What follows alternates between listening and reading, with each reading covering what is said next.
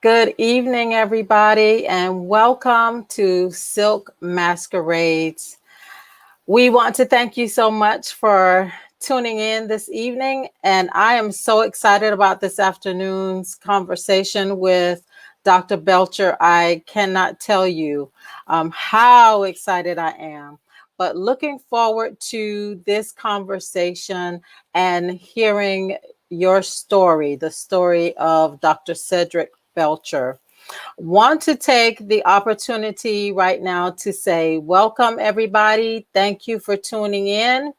And we are looking forward to not only tonight's conversation, but this journey with you guys.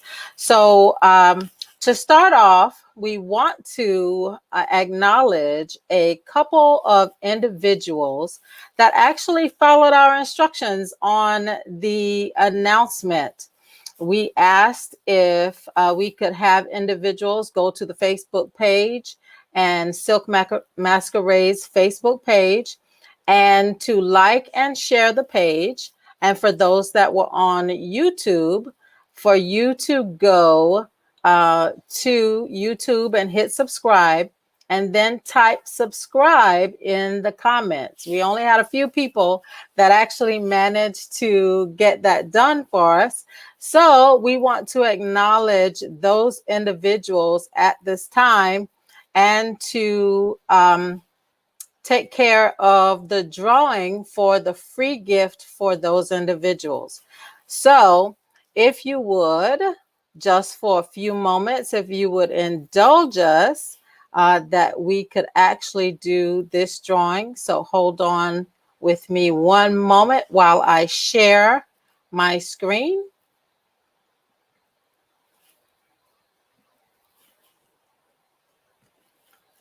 So the individuals that we had that actually followed the instructions we gave, we have Crystal and Noah, Larnita and Afi, as well as Shelly.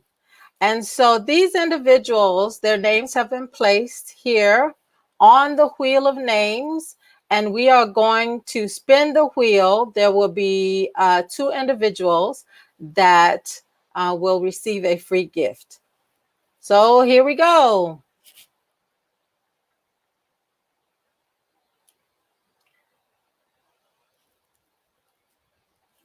All right, it's Afi Green. You are the winner of a free gift. So we want to let you know, Afi, that you are one of our winners tonight. And for the second winner, let's see who we have here. Who's going to be our second winner? Oh my goodness, it's my nephew, Noah Singleton.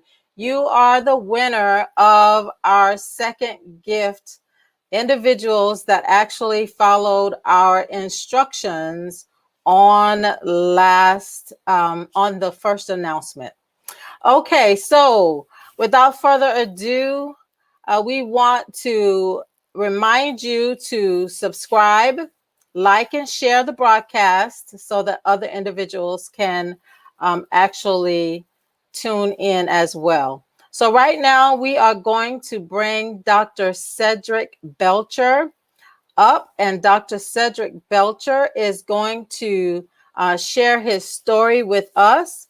He is the author of a book entitled More When Sufficient is Not Enough. So I am looking forward to this, and we want to welcome Dr. Belcher to the stream. Welcome, Dr. Belcher. I can't tell you how excited I am. And to actually have you, I want to give you a million thanks because you are my first guest. And I am absolutely thrilled to have you and to have you share your story with us. So, if you would, please tell us a little bit about yourself and then tell us about your childhood and your educational background, please. Well, first and foremost, I just want to give a shout out to you, Valerie, and to all your audience on Silk Masquerade. I am excited myself to be on this podcast. I've did a little homework on this podcast, and I'm just Uh-huh. excited for your innovation and your willingness to reach a broader audience with a strong message. And I'm just grateful and Yes. glad to be a part of this podcast, to be your first uh, Yes, thank person on this you. podcast. So I hope that we can set a good standard so that others can follow after this That podcast. is the goal. Yes, sir. Well, I was born in Liberia, West Africa. I was Mhm. born to a Liberian mother in Africa, to an African American father from North Carolina, South Carolina. My father went to Africa in the mid to late 50s. He went there on an invitation from one of his college friends who became the first president of Ghana.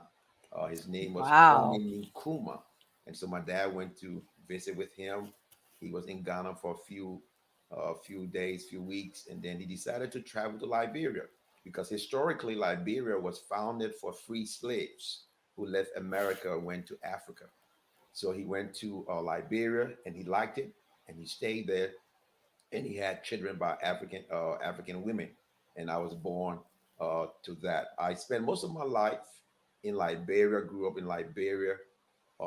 Went to school, did my high school and everything there in Liberia, and then my country was ravaged by civil war and it uprooted families. I became a refugee.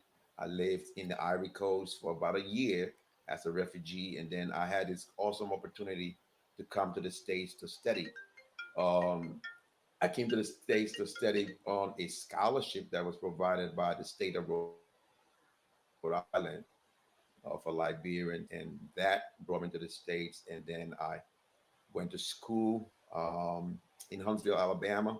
Well, first of all, I went to school in Providence, Rhode Island, and then in Huntsville, Alabama, where I graduated from college, and then went to Andrews University, where I graduated with my master's and my doctorate degree.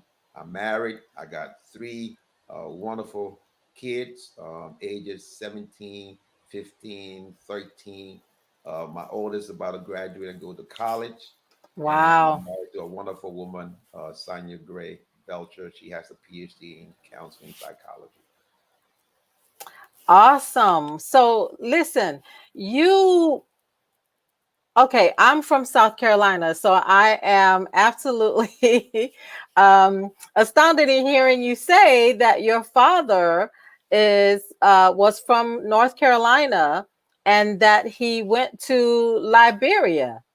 So he just went there in search of a better life for Well, he his went there on the family. invitation of his college friend. His Hmm. college friend became president of Ghana, the first president of Ghana.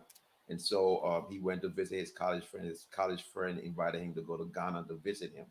And so he went to Ghana to visit his college friend, and he decided to go to Liberia because of the historic ties between Liberia and the U.S. And so he Okay. went to Liberia. He liked it, and he stayed. And he was a successful businessman, a successful entrepreneur. He stayed there, and then he had children by Liberian women. Okay. Okay. So you mentioned that your country endured a civil war. So, what was it like going through a civil war and being a refugee? Well, growing up, we saw pictures on the cover of Time magazine and Newsweek about refugees from other country, and we just felt that that would never ever happen to us. Hmm. We had refugees come to Liberia. Liberia was founded on the same system like the U.S., the same government. We also had this. We also used the U.S. dollar as our currency. So Oh, you had an influx. Yeah, you had an influx of people from all over coming to Liberia because of its stability, because of the lifestyle, and so when the war hit, I had just graduated from high school, and then a year later, the war hit. It started from the far eastern part of the country, and it crawled its way to the entire country, and it Wow. just devastated the country. It left a lot of people killed. People were Wow. people were beheaded. My Mercy. grandfather was a prominent chief, and Hmm. he was being sought out along with his family. A couple of my family members were killed during the war, Oh and no. because of their attachment to my dad, my grandfather rather, and Okay. so it was devastating. We had to when the war hit our neighborhood, Hmm. we could see rebel soldiers dressed like, some of them had all kind of masks on, some of them dressed like women and had wigs on, and we could see them in our front yard shooting in our front yard. And so we stayed in our Wow. neighborhood for a week, and after that Hmm. we were told we had to leave because we were in the war zone. We were in on the front line, and anything could Hmm. happen to us, and Hmm. they would not be responsible. The government troop would come in and kill anybody thinking that those people were sympathizers of the rebels. So we Hmm. left our house that morning. I left with three pants and three shirts with a sneakers and a few unawares, and we never came back to our house until after a year. We became displaced, and then later on, I decided that things were just terrible.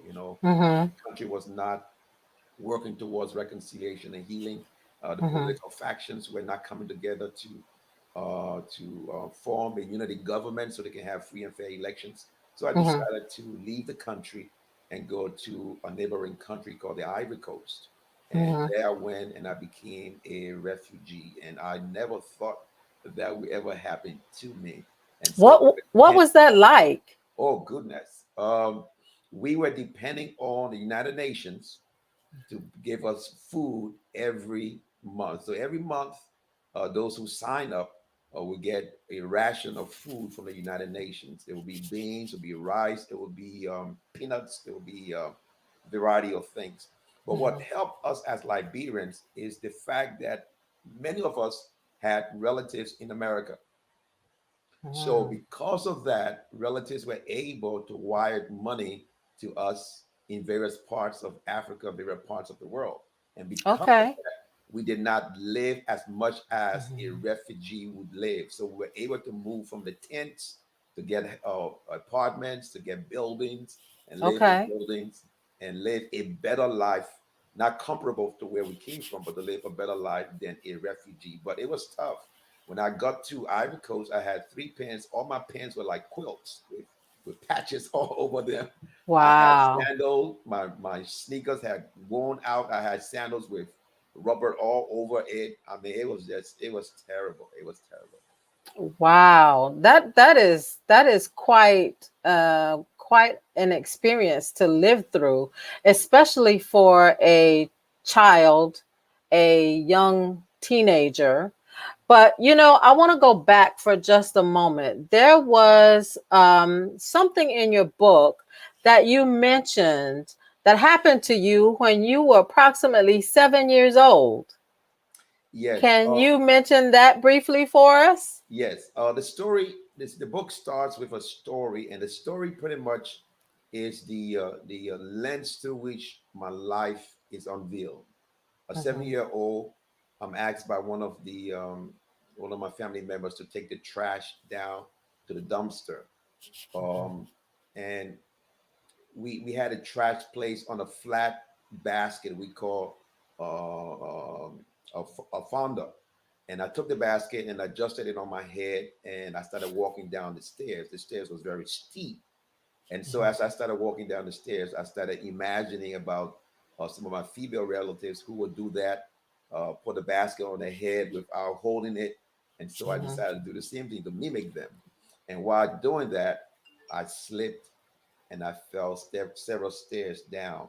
And my head landed few inches from a concrete slab. The concrete slab covered what we call a septic tank, and I could have died. I was unconscious for I don't know how long, and then I regained consciousness. And that experience taught me that my life was designed for a purpose. And that Wow. also taught me that my life would be such a way that I would have to thread my life through obstacles, through setbacks, through difficulties, through difficult experiences. But through it all, God would guide my footstep and lead me to where I need to be. Wow, that is amazing. That is amazing. So, um, you decided, or you came to America on a scholarship um, that you received from the House of Representatives of Rhode Island. Exactly how did you find out about it? How did that come to be? Um, Many Liberians, because of the historic ties with the U.S. and because they have some relatives in the U.S., were able to come to the States. Well, let me backtrack. Um, the one of the House of Representatives went to Africa, went to a neighboring country where I was a refugee called Ivory Coast. He went to Abidjan, the capital city, for a African American Africa conference, and there he met Liberians. Liberians met with him, and they share with him the plight of Liberians. And because, again, of the historic ties between Liberia and the US, he was able to take that information, come back to the States, go to the House of Representatives and share that information with them. And through that, Oh, he was able to partnership with various schools, university, elementary, high school, colleges, and those colleges and universities and the high schools were able to buy into the plan. The plan was to bring Liberians from Africa, let them hmm go to school, and then hmm help them to return to Liberia and reinvest their education and oh, expertise and okay. so forth back home. So there were relatives here who joined the program, and I came on what is known as the second phase of phase. There was a phase one that came before me, and the second phase I came on that. My mom lived in Rhode Island, so she was able to tap into some people who had contact with the representative. His name is hmm Joseph Newsom, and through that, my brother and I were able to come on phase two, and were able to attend the Community College of Rhode Island.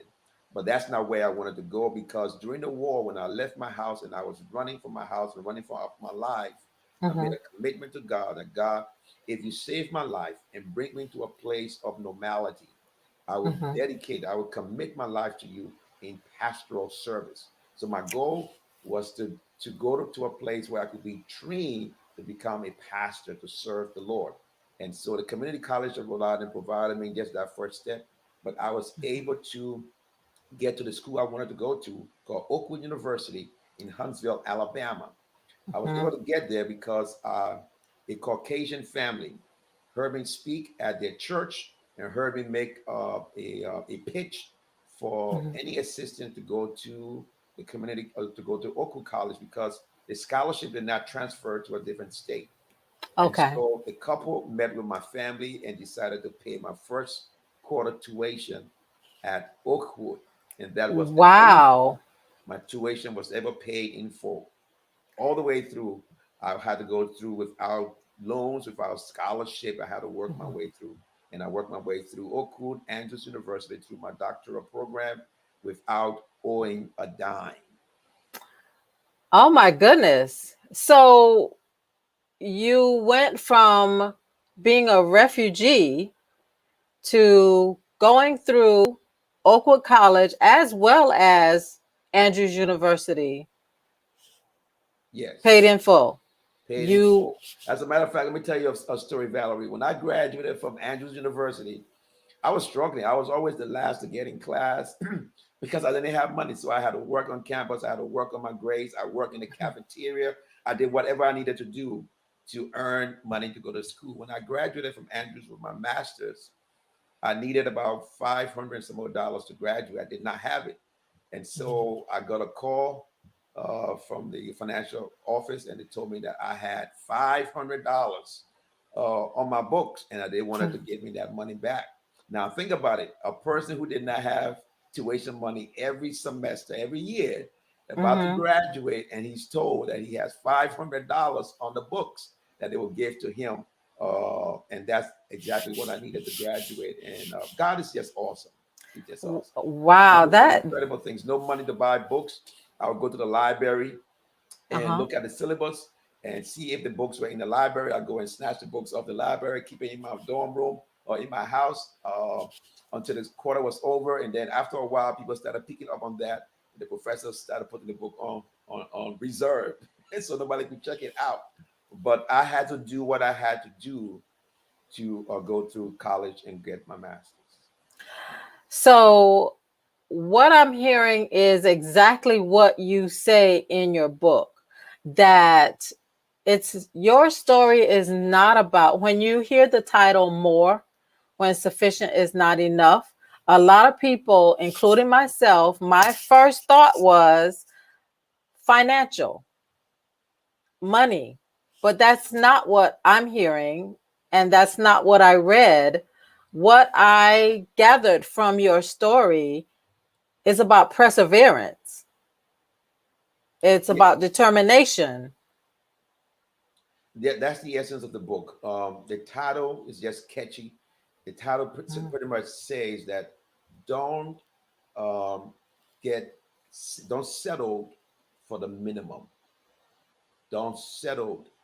Always strive for more. There is more in each and every one of us, but you got to Mm-hmm. push yourself. You got to strive, and it requires dedication, it requires discipline, it requires determination. So it's a story about hope, it's a story about determination, it's a story about perseverance, it's a story about capturing a vision that God has Mm-hmm. placed on your heart in your life and running after that as if your life is on fire. It's about, Wow. at the end of the day, how can my life make other people's life better? How can my story make somebody else's story better? How can I serve? So the whole thing is about, okay, now you've gotten this. What can you do to make other people's life different? And more is all about, at the end of the day, about dedicating your life to serving people. Wow, that is amazing. That is amazing. So, what made you write this book? Is that what made you write the book? And can you tell us why everyone should read it? Well, there are several reasons I decided to write a book. One of them uh, is because my life was on a fast pace. There were so many people who intersected my life at critical moments of my life. I'll tell you a story about some friends on campus. I couldn't register one semester. My Hmm. friends doing alumni weekend, they sold T-shirts and Hmm. hats, and they took the money and they gave it to me to help me get in school. Wow. Another story about another young lady, Sincere Gunn. She's married now. She found out that I couldn't get in school. She took her own personal money, or $600, and gave it to me to help me get in school. So my life was on a fast pace. I did not have the time to thank those people. So the book Hmm. is about thanking those people who Hmm. came at critical moments of my life, including that Caucasian couple. The husband was about to die, and he said, "What can I do to invest in somebody?" And Oh my goodness. they took that money, first quarter tuition, 300,000 plus, and invested it in me. So I did not have time to slow down and thank a lot of people. So the book is dedicated to all of those people who intersected my life at critical moments of my life to make me a better person, to help me achieve my goals. Secondly, it is for Wow. my children, so that my children can understand too about determination and courage and hope, and know about the history of their family through their dad, and the struggles that I came through. And if I can go through some of those struggles, they can make it. The story thoroughly is for anybody who finds themselves in my situation. You think you can't make it, you think the obstacles, the odds are against you. My story is there to remind you that no, you can make it. You can make it if Mhm. you are determined. You can make it if you have some goals, some visions. You can make it if you have some drive.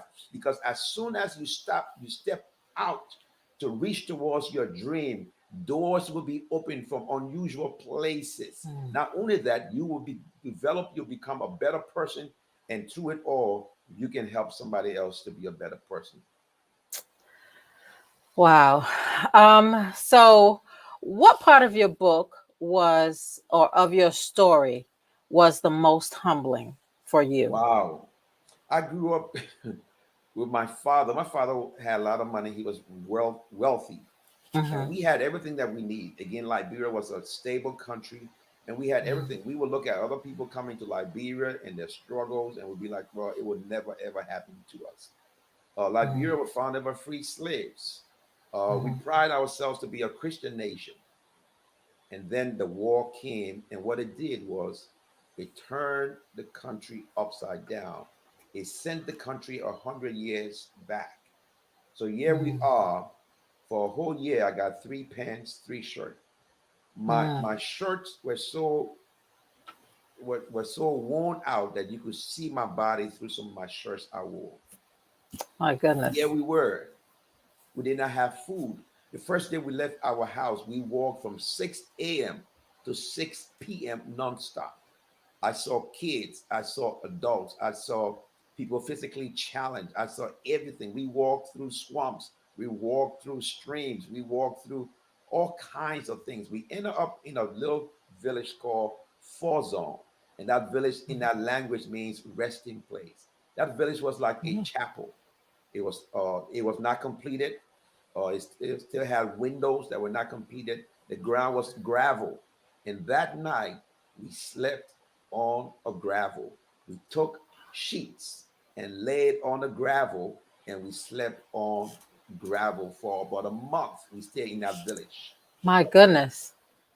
Here we are coming from a nice home Mm-hmm. with beds and pillows and so forth, but here we are sleeping on gravel. Then we had, because we did not have enough food, our aim was to go for 2, 3 days and then get back home. Mm-hmm. But because we did not have food, we had to ration the food. We had one meal a day. We started running out of food. And what we started doing is we started adding the bark of a palm tree to our food to increase the volume of the food. The bark of the palm tree is like cabbage. We added it to our food to eat. We had one meal a day. If you had 2 or 3 scoops of rice a day, that was it for the entire day. It was Wow. humbling. No restroom. You had to go use the outhouse, which was the field, and go and eat. I remember one time we were so hungry that we decided to go scavenger hunt for food. Mm-hmm. We walked 4, 5, 6, 7 miles to find food. As we were walking, we would see corpses on the ground with maggots in them, people who have been killed. And we found sugar cane, and we brought that sugar cane back to the village where we were staying. That was Mm-hmm. humbling, knowing that you came from a lifestyle that was beneath where you are and how you were living, but yet life always has interruptions, and we have to Mm-hmm. learn to live with interruptions.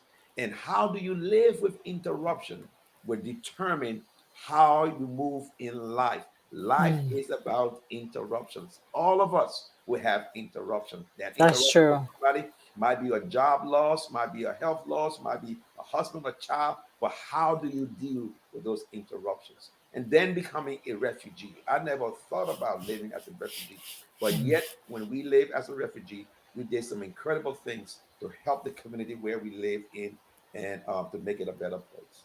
So those experiences were very humbling. We had even some of our fellow Liberians who did not even have some of the food that we had. They had to Mm-hmm. drink herb tea 3 times a day. That's all they live on, herbal tea 3 times a day. So all of those experiences were very humbling. I had to go and live in a jungle because, again, we had to run away from forced recruitment. If the rebels Mm-hmm. saw you, we moved into the rebel territory.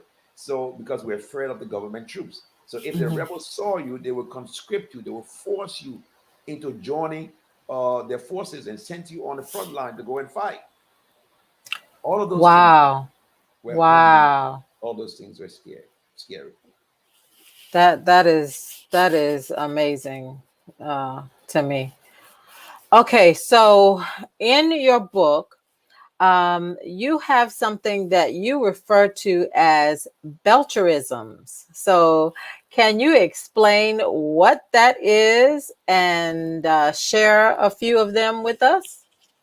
Yes, Belcherism was a a word that I didn't coin that word. One of my team members, I serve a church in Lincoln, Nebraska, Mm-hmm. and every time I preach, I always end my sermons by telling them three things, Mm-hmm. and those three things were what the person referred to as Belcherism. The way I coined them to make it impactful, the way I coined them to make it life changing, to make it memorable. The Mm-hmm. person referred to them as Belcherism, and Mm-hmm. so I in my book I have about 101 Belcherisms. So Wow. let me go ahead and share some of them with you. Okay. Um, One says, live for a cause, not because. Never allow inability to become a liability. Hmm. The worst decision is indecision. Here's some more. It is not the falling down that hurts the most. It is the staying down that hurts the worst. It is not the Wow. falling down that hurts the most. It Mm-hmm. is the staying down that hurts the worst. Oh, yes, another one. There are two cans. I can't and I can. One Mm-hmm. can imprisons, the other can empowers. Choose your can wisely. There's another one. Never put expiration on aspiration. Oh, I like Wow. that one. Here's another one. The circle of friends is not as important as the friend in the In the circle. circle. Here's another Okay. one. Don't make it easy to quit. Make it Mm-hmm. easier to try again. Here's another Hmm. one. Count the cost Mm-hmm. because the cost counts. The cost counts. Oh, here's That another is one. amazing. Here's another one. The last one there. Mm-hmm. Well, again, I get like I said, I got 101 of these, but let me just give you this last one. Go right Package ahead. your stuff. Repackage your stuff if need be, but never pack your stuff. Don't you pack your stuff. Keep Okay. Can you say that again, please? package your stuff. Uh-huh. Repackage your stuff if need be, Mm-hmm. but never pack your stuff. Never Never pack your close your stuff. stuff and say, I'm done. Never. No matter what the circumstance may be, no Mm-hmm. matter what the situation may be, never pack your stuff and leave the game of life. Staying there, hanging Wow. there, keep fighting because the more you fight, life has a way of opening up like the Red Sea if you're consistent and you're working towards something. That is that is amazing. And I see why they are actually in the book. So tell me something. Uh, at what point did you actually meet your lovely wife? Well, she's not on the phone, so I can tell her, I can tell you all my version of the story. And I'll tell you, if she was on the line, she would tell you her version of the story. But I met my wife at Andrews University. Uh-huh. She was completing her PhD program. I was completing my master's. I met her through a mutual friend. And so we became friends. I became friends with her and her friends. And Mhm. so I would hang out with her and her friends on weekends, on Saturday nights, and so we just became good friends. So when I broke up with my girlfriend, Mhm. one of my friends came to me and he said, "Look, have you considered Sanya?" I was like, Mhm. "Nah, we just friends." And then this friend just started going down the list and started listing all of her qualities and all of the things that she does and so forth. He said, she just a nice fit for you. And right there, Mhm. the lights just went off. Boo. He's right. We hang together. We are good friends, and so I went ahead and I asked her, and she agreed. And that's the story. She has been an incredible support, an incredible wife, an incredible mother. Um, just amazing woman of God, and I'm glad and grateful that Mhm. that friend saw something that I was not seeing at that time. Mhm. And so that's the story. But another side of the story is that I said she saw me, she saw this African guy, and she was like, "Man, I need to have myself an African guy." And so she just threw all over me. So that's your version of That's the my story. version of the We'll story. okay. So we'll have to check with Dr. Belcher about that and see what she says. Because I actually came across your book when my very good walking buddy. I have a I when I was in Virginia. Winsome Gray is my walking buddy. And she posted your book during February for Black History Month. And then she informed me that is my brother in law. And I said, "Oh my goodness, I did not know at all." So you have very great family connections. Yes, yes. Winsome is an incredible, She incredible is. sister-in-law. I mean, you can never have any sister-in-law as great as she is. I mean, she is just fabulous. She's more than a sister-in-law. She's my sister. She calls me big brother. So she's my Okay. sister. We love her to life. And I mean, she has done some incredible things for her nephew and her nieces, for my family. And I'm just thankful that God put me in their family, and they have embraced me. She's incredible. Love her, love her, That love is awesome. That is awesome. So, listen, would you kindly read a short paragraph from your book? her. Sure. I shared this story, but let me just read it to Mm-hmm. you. It's on page 63. The Okay. subtitle is Scavenger Hunt. Mm-hmm. Scavenger Hunt. Never in my wildest dreams did I ever envision myself walking around the countryside, the fields, and bushes to find anything edible to satisfy my hunger. Yet, trapped by war and food shortage, we had to do the unthinkable. Some of my fellow Liberians faced a similar fate. Some of these individuals had only herbal tea to drink morning, evening, and night. For us, we had to go in search of food by means of a scavenger hunt. Some of the young men in the group or in our group, including myself, banded together for the trip. The trip, no doubt, had an element of risk. If captured, the rebels could kill us for absolutely no reason, since we were not too far from the front line. Also, there existed the possibility of not finding any food. We did not take the risk for granted, but this time the reward justified the risk. On the trip, we saw dead bodies infested with maggots. Some lay along the road fully dressed, others were tucked in small bushes while maggots decomposed them. The foul odor polluted the air and forced us to cover our noses as we passed by. This time, not even the stench of death could sabotage our mission.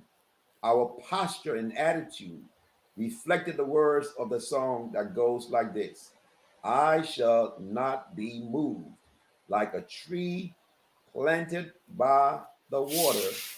I shall not be moved. Motivated by hunger and armed by determination, we kept on moving in search of food on a scavenger hunt. That Wow. was an incredible, eye opening life experience Hmm. for me. Yes. Wow. Okay, so switching gears. Um, question: what kind of encouragement do you have for young people who are trying to make it through school? And what words of wisdom do you have for someone who might be interested or have a desire to write a book? Thanks, Valerie. I appreciate that question. Um, here is a person who was traumatized by the atrocities of Civil War.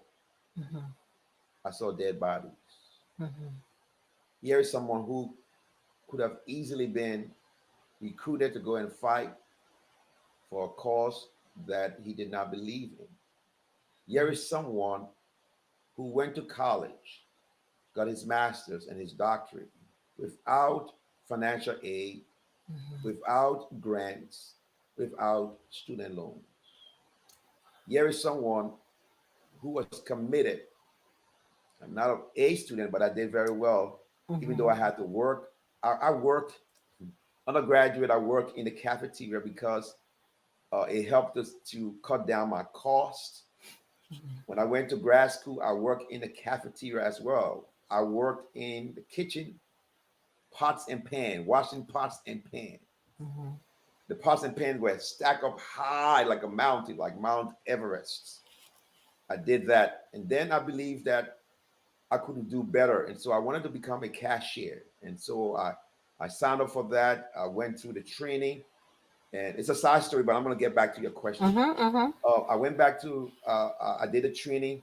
And when people came to my register, cash register, the line would be very long. It would wrap around the cab, and people would be afraid to even come to my line because I was slow. So I went home, I took the template for the cash register, and I studied it for a week. I came back. After that, my line was the fastest line anytime I work on any shift. People would want to come to my line than anybody's line. Before you got to my line, two, three people ahead of you, I would have already calculated what your meal was. And before you get to me, I've already done it. All you had to do was to pay. So wow. if I could go through something like that, Mhm, I want to encourage young people. Do not let any situation stop you from realizing your dream, your goal. mhm, Life will always yield to people who have vision and who have dreams. People who don't have visions and dreams will meander in life and will not accomplish anything. So, the first encouragement to any young people is set your sight, your mind on a vision, on a dream. My vision was to get an education so that I can prepare myself for pastoral ministry. I was not going to allow anything to stop me. I was not going to allow any kind of job to stop me because at the end of the day, when I received that check, it didn't say you work in pots and pans. mhm. That's You work true. in the cafeteria. It says you work. And I built some Mhm, relationships throughout my stay that even today, when I go back to Andrews University or to Oakwood, those people who know me are still, they call me in to come and sit with them. So, young people, you can do it if you put your mind to it. mhm, How do I encourage somebody who wants to write? If I can write a book, you can write a book. But here's the thing: mhm, human history is a collection of stories that mhm, forms a beautiful mosaic of the enduring cause for determination and freedom. mhm. Everybody has a story, but we, Yes. we have to live the story to tell the story. You cannot Mhm, tell a story when you have not lived the story. If you tell a story that you have not lived, you are telling a story.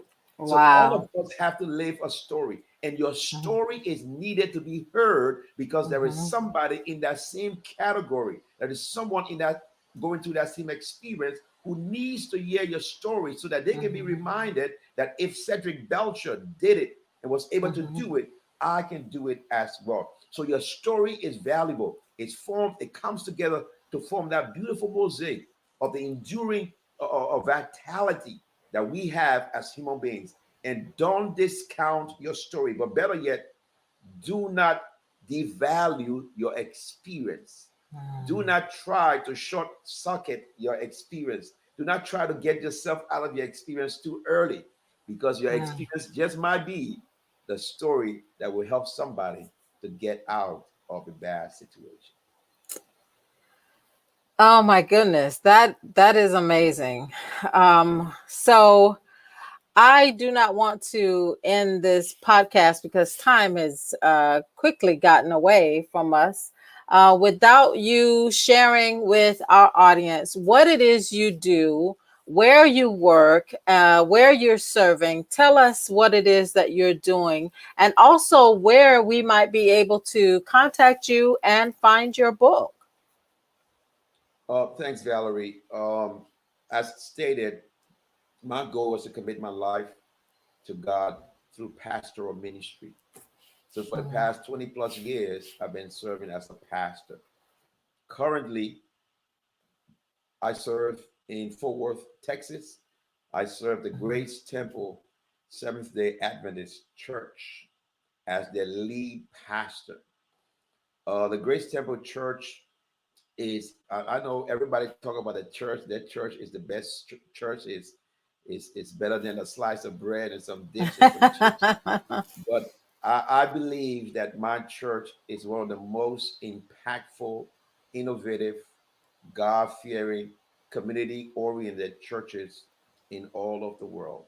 I've been blessed with some incredible leaders who have the heart of service, who have the willingness, the compassion to serve others.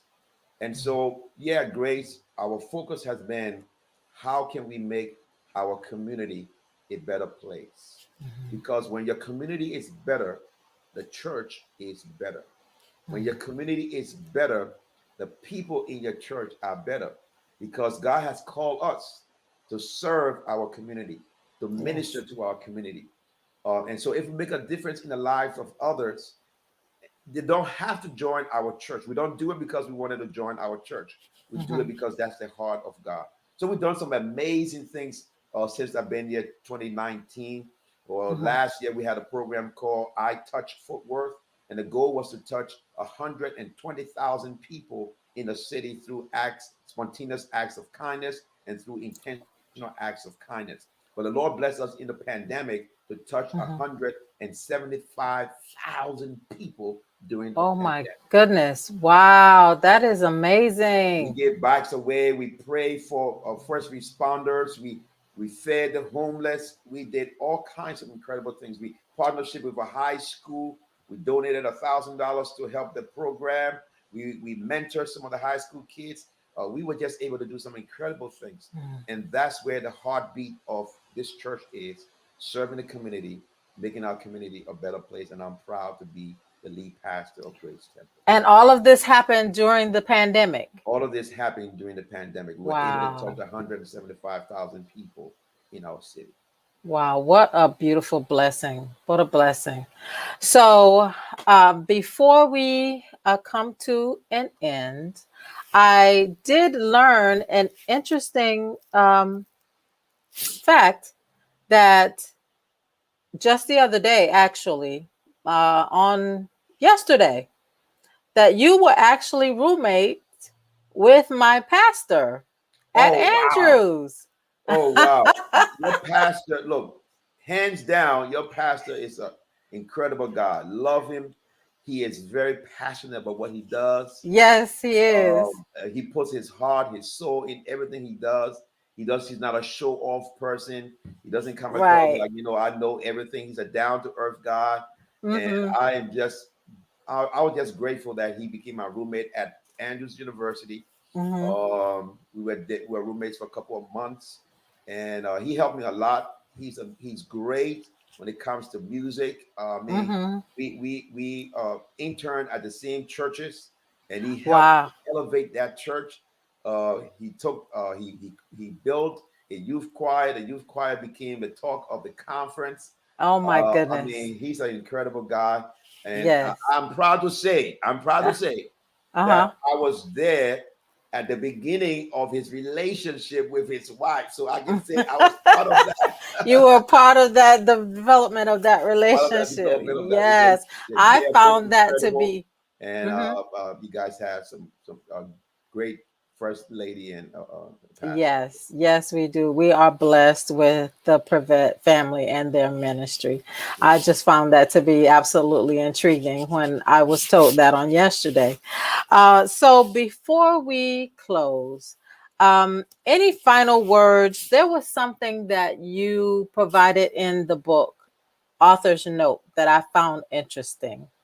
Um, any final words, or would you care to share, including the author's note, with our audience? Sure. Usually, the author's note is like an introduction to the book, Mm-hmm, and usually it's several pages and so forth. And so, mm-hmm, as I began to ponder the book, I said to myself, "What is it about me that I mm-hmm, would like people to know about me years from now, even when I'm no longer alive?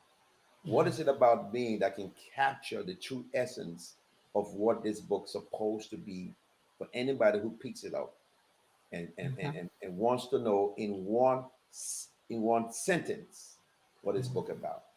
And so the mm-hmm, author's note encapsulates what my life philosophy and mission is, and it captures the true essence of what this book is about. And it reads like this, it goes like this: I want more from life so I can give more back to life. I want to live life in such a way that if a tombstone becomes necessary, it should simply say more. That if you're going to put a tombstone on my grave, I wanted to just say more. He gave more of himself. He gave more of his That's gifts. He gave more of his hospitality. He left everything on the field of life to bless somebody. That's what I want life to remember me about, that I gave back, because a lot of people gave to me to be where I am. If it wasn't the fact that other people invested in me, I won't be here. And so I want to reinvest in others as well and give them an opportunity to experience more. And the book can be gotten on Amazon. It's on mm-hmm, Amazon, hardback, softback, Kindle. It's also mm-hmm. online at Barnes and Noble as well. But look, Valerie, this has been an awesome experience. I've had a great time, and thank you for allowing me to share this opportunity with you and your audience. And I trust Thank all that you. said to bless your audience. Thank you so much. I am more than humbled by your story and your testimony of your life and the encouragement that it provides to anyone who might pick up the book, who might come across this broadcast. It is filled with encouragement for anyone and anything that an individual might be going through, and how the Lord directed your life and guided and protected you and provided for you. So I want to thank you so much for taking the time out to share with us this evening. You have indeed blessed us, and I am Thank you grateful very much, to girlfriend. you. Thank you. So there you have it, folks. We are down to the end. And we want to thank Dr. Cedric Belcher Sr. for coming to share with us his story.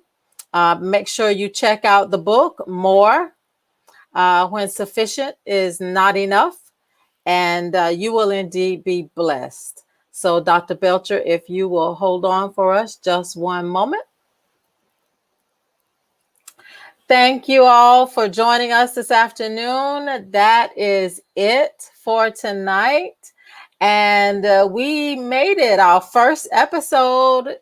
We're down one. So many more to go. Listen, you do not want to miss next week. We have an exciting guest coming up next week. Make sure you tune in. Make sure you share this broadcast with your family and your friends. And before we go, we have an opportunity for someone else to receive a free gift. If you can tell me how old Pastor Cedric Belcher was when he had a life-altering experience. Tell me how old he was when something happened to him that involved a life-altering experience, and it had something to do with trash. But I'd like to know how old Dr. Belcher was when that happened. So if you can put it in the chat on Facebook, put it in the chat on YouTube, the first 5 people, you will be entered into a drawing for next week. So we want to say good night to everyone. Peace and blessings to you. Make sure that you stay tuned for more exciting news. Make sure that you are keeping up with Silk Masquerades.